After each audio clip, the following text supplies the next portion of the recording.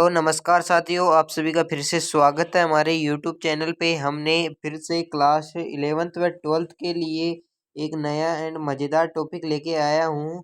इसके अंदर हम रिपोर्ट के बारे में चर्चा करेंगे। जो रिपोर्ट की होती है आपकी, जो एग्ज़ाम में 7 से 8 नंबर की पूछी जाती है। जो रिपोर्ट है ए हाउस फायर, बहुत ही इम्पोर्टेंट रिपोर्ट लेके आया हूँ। इम्पोर्टेंट एग्ज़ाम की दृष्टि से बहुत ही इम्पोर्टेंट रिपोर्ट है। ये इंग्लिश ग्रामर का बेहद ही इम्पोर्टेंट टॉपिक है। तो आज हम स्टार्ट करेंगे। बहुत ही सरल तरीके से लिखी गई है, बहुत ही सरल लैंग्वेज में लिखी गई है। तो आपको एक एक मीनिंग का अर्थ बताते हुए चलेंगे। तो चलो आगे बढ़ते हैं।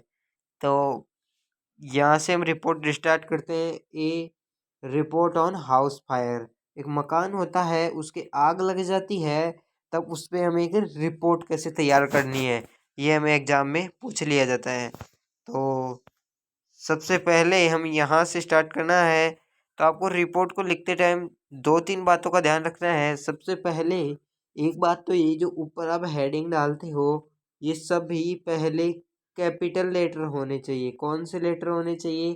कैपिटल लेटर होने चाहिए। और रिपोर्ट लिखते समय इस तरफ और इस तरफ अक्सर क्या होना चाहिए, बराबर साइज में होने चाहिए। यानी कि इस तरफ ऐसा नहीं है ये लाइन यहाँ आ रही है, दूसरी यहाँ से स्टार्ट हो रही है, तीसरी यहाँ से हो गई, चौथी यहाँ से हो गई, ऐसे नहीं।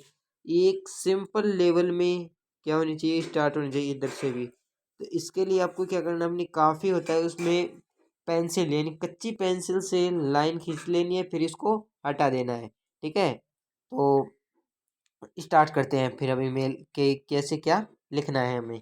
तो हाउस फायर की बात कर रहे हैं, तो इसके अंदर ही हमें सबसे पहली लाइन ली है, इट वाज अबाउट मिडनाइट, यानी मध्य रात्रि हो रही थी। रात का समय था, मध्य रात हो रही थी। सडनली यानी अचानक, केयर्स आवाज आई, फायर फायर यानी कि आग आग, ऐसी मुझे आवाज आई। मैं उठा, वो कप मी, मैं उठा। आई सा पीपुल रनिंग, मैंने देखा कि लोग इधर उधर भाग रहे थे गलियों में।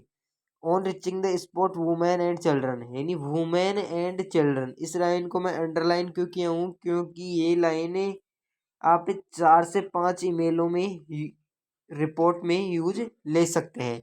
यानी कि women and children were weeping, इसमें आप ट्रेन एक्सीडेंट का लिखो तो भी ले सकते हैं।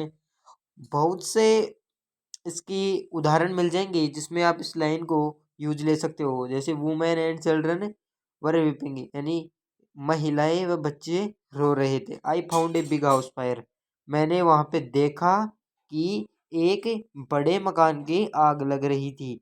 There was clouds of smoke, यानी बादलों में, ऊपर बादलों में धुआं ही धुआं हो रहा था।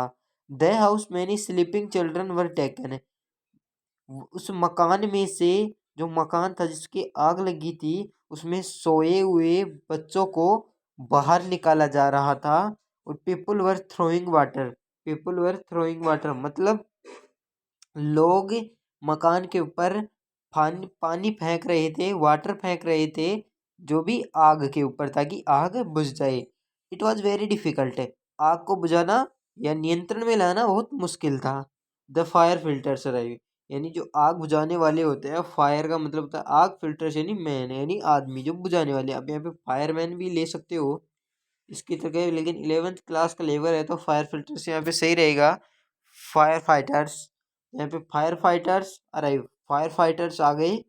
एंड आग को कंप्लीट रूप से बुझाया, कितने घंटों में? आधे घंटे में पूरे मकान की आग को शांत कर दिया। आई होप कि आपको बहुत अच्छे तरीके से समझ में आ गया होगा। फिर एक ये बहुत, आप बहुत ही शानदार लिख चुके हो यहाँ पे। और लास्ट में आपको ये वाला लाइन और ऐड कर देना है। कोई लाइन रह तो नहीं गया? हाँ यही है। तो यहाँ पे लिखना लकीली, यानी कि भाग्यशाली थे हम। एवरीवन, प्रत्येक की वाल से हम सब बच गए। ओल्ड वुमेन एंड चिल्ड्रन, जो वृद्ध महिलाएं थी, बच्चे थे। इंजर्ड यानी घायल हो गए थे, उन घायल बॉडियों को हमने कहाँ पे बताया?